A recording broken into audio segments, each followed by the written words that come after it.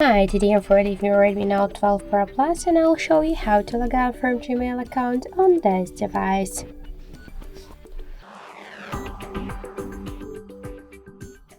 So let's first launch the Gmail application and then tap on the right upper corner. So now just to log out from Gmail application, we should first log out from Google account on our device. To do that, we should click to manage accounts on this device, tap to your Google account and click here to more. Then tap to remove account and confirm your action. Now we just successfully logged out from the Google account, so let's go back to the application.